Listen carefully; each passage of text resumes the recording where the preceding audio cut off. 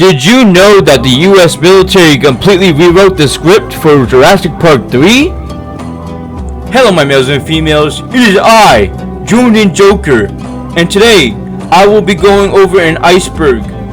You've probably noticed me taking a slight derailing from my typical gaming content, but I was very intrigued in these subjects that I'm doing currently. Last video was about Michael Jackson, and wanted to convey the message. This being the government entertainment industry. Today I will be going over the iceberg concerning the government entertainment matrix. Imagine a world where the news you watch, the people you see die, and the political leaders making terrible actions are all fake. What if I told you this was real? Were there really boundaries set between the state, the military intel, and the internet industry?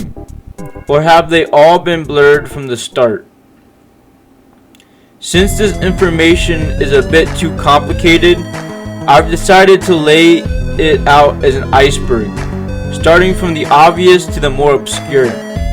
We will be looking at the director's cut of modern history and possibly change your mind. Before we start, we must establish a main character of this scripted reality, namely Trump. Trump is literally the quintessential example of a villain / anti-hero character, depending on how you look at him, and is the ultimate manifestation of the government entertainment merger. Also, before we start again, if you liked this video and you would like to see more of this, subscribe. I will do more iceberg videos and video essays if I reach 10 more subscribers. Liking and subscribing really supports the channel. Thank you. And now we can start. The surface level, the acknowledged stage. The highest layer of the iceberg shows data that already exists within the public record and are rarely shown as examples of a broader system of psychological control. This tier shows the financial, logistical, and architectural ties explicitly displayed between the state and entertainment sector. The military entertainment complex. The Department of Defense and Hollywood, believe it or not, are great friends, showing formalized bureaucratic censorship in many media. The DoD essentially works as an entertainment acceptor, accepting anything that looks good for the military and denying anything that looks bad for the military. Hollywood is essentially trading freedom of speech for high-value taxpayer-funded military assets, like aircraft carriers, fighter jets, and active duty personnel. Over the past century, literally over 2,500 films and TV productions have been rewritten by the DoD to support the military or make the military not look bad. Any script that portrays the military in a bad way are denied access to the military assets, inflating budgets. And approved ones are scrubbed of any elements that hinder recruitment of the military or that portray the state in a negative way. Here's 3 examples. Example 1. Iron Man in 2008 had its original script, including references to military soldier suicides, and the DoD decided to scrap that because they didn't want anyone knowing the psychological toll of warfare, obviously to protect institutional branding. Example 2. Jurassic Park 3's original script had the military fail to neutralize the dinosaur script. The DoD had this rewritten so the military was instead civilian mercenaries that failed, and the military came in to save the day. Example 3. Black Hawk Down featured the real-life Ranger, John Stebbins. The GOD realized John Stebbins had heinous crimes against a child, didn't want their military people looking bad, so they had the character renamed to John Grimes. You think you are just paying just to watch a movie involving military assets, but what you are really consuming is a multi-million-dollar recruitment commercial subsidized by your own taxes. The Pentagon does not merely advise Hollywood. They fix Hollywood by fixing its scripts. They change the heroes, the villains, and determine which parts of reality are permitted to survive the cutting room floor. The architecture of illusion in Palm Beach County. This environment, being Palm Beach County, is the main attraction of the political theater, and the epicenter of which is, of course, Mar-a-Lago. The interiors of this estate were designed in the 1920s by Joseph Urban, and of course, bro has the last name being Urban. His main purpose was to design an elaborate stage set for the Ziegfeld Follies, an annual theatrical revue of ballerina girls dancing and other types of entertainment, and make the Metropolitan Opera. This place is not merely a residence, it is engineered as a stage set, complete with an iconic 1989 portrait titled The Visionary, depicting the protagonist Trump in a messianic romance novel posture, establishing the foundation of the character long before his political descent. Look closely at the architecture of power. Mar-a-Lago, the epicenter of power, of politics in America, wasn't built by a traditional architect. It was built by a Broadway set designer famous for the Ziegfeld Follies. Everything is purely stagecraft. The elite don't live in houses, they live on stages. Localized political spectacles. Talking about Palm Beach County again, Palm Beach County was essentially a historical testing ground for manufactured political drama. From the craziness of the 2000 presidential election recount, which essentially reduced the country to a laughingstock and a punchline for late night talk shows, to protests nowadays which almost seem planned. For example, following the assassination of Charlie Kirk, the Palm Beach County School District headquarters literally became the site for immediate polarized protests centered around controversial comments made by a local school board member. Travis Center for the Performing Arts show how civic duty has been entirely consumed by the entertainment and scripted outrage of this world. This region is basically a testing ground for the script. From the handcrafted chaos of the 2000 election recount to the choreographed outrage on the steps of local school boards, civic engagement has been replaced by audience participation. The conflicts are local, but they work on a national scale.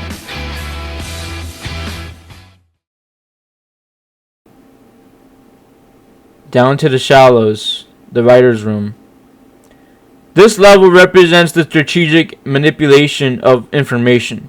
Here, the state acts like the author of reality, using historical intelligence protocols and orchestrated crises to dictate the daily narrative. Operation Mockingbird and epistemological warfare. In the 1950s, the CIA didn't just brief the press. They literally bought them out. Operation Mockingbird proved that the Daily News was simply a script drafted by intelligence officers. Today, the system is way more elegant. They don't need to wiretap columnists or hand over envelopes of cash in dark parking lots anymore.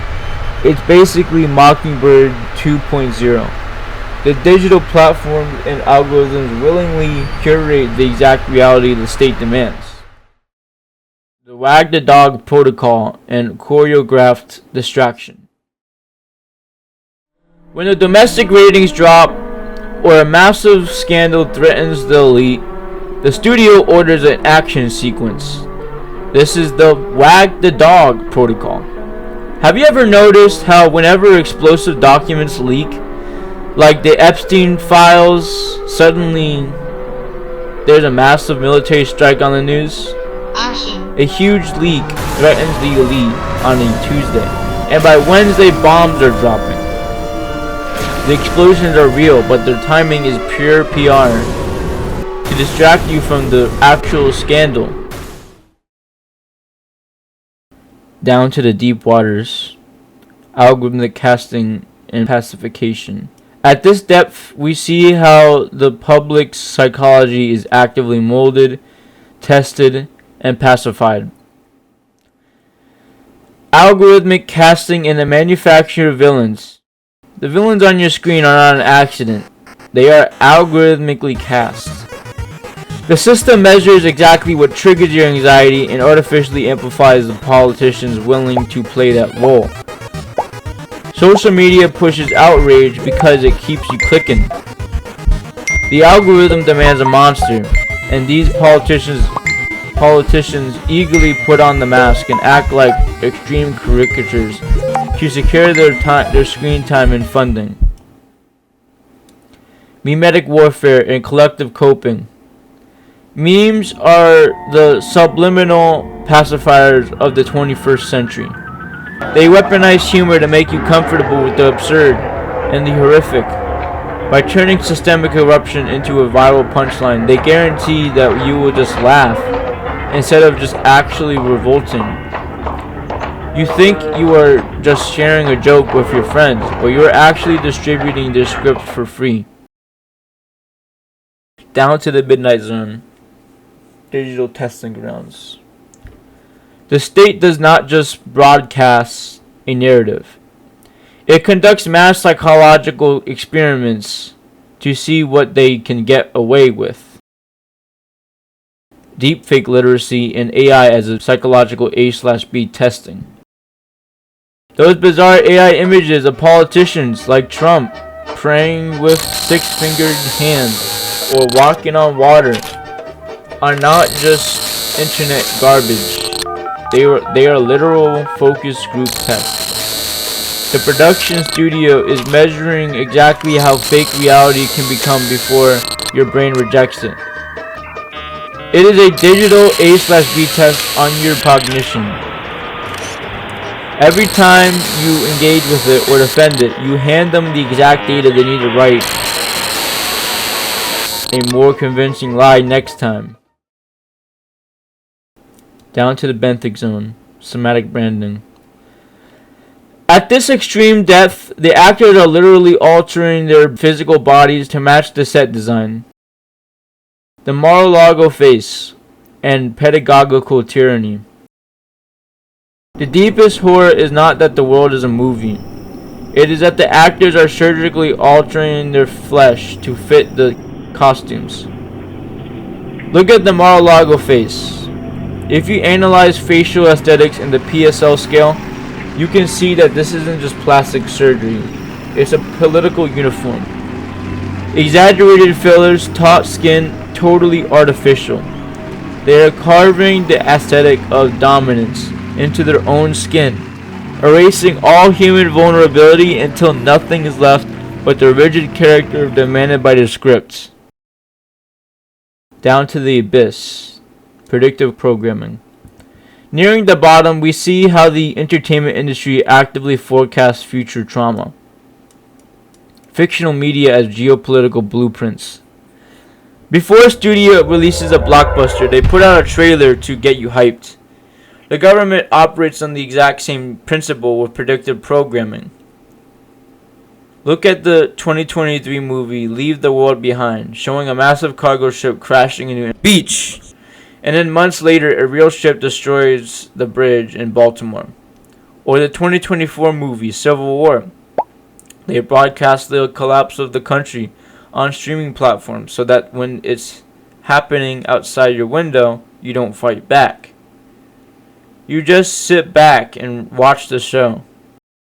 Down to the trenches. Scripted geopolitics.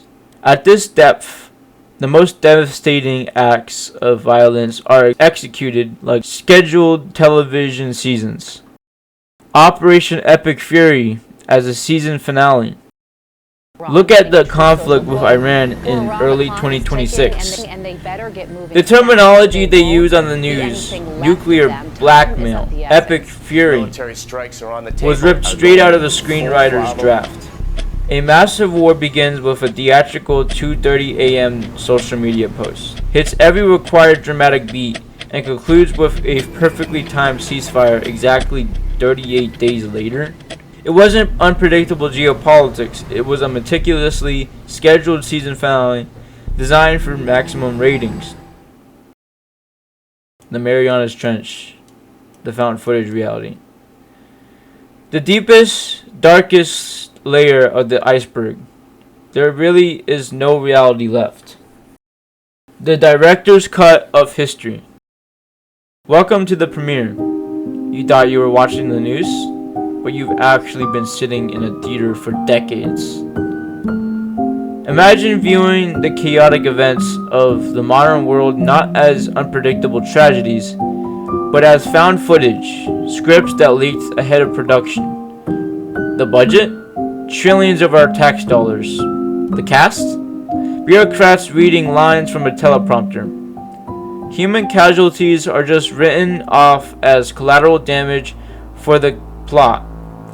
The credits are about to roll, and you're the only one who didn't know you were just an extra.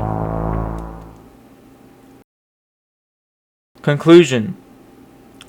The daily news isn't just fabricated. Objective reality itself has become commodified, scripted, and sold back to you at the cost of your own free will.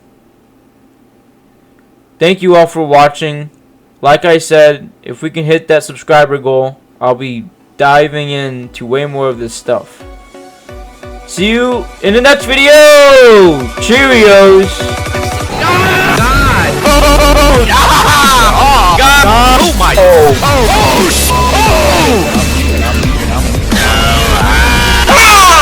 What the fuck? Hey! Oh shit! What the? Oh shit! Shit! Oh shit! What? Oh shit! Oh shit! Holy fucking shit! I'm fucking shit! Fuck you!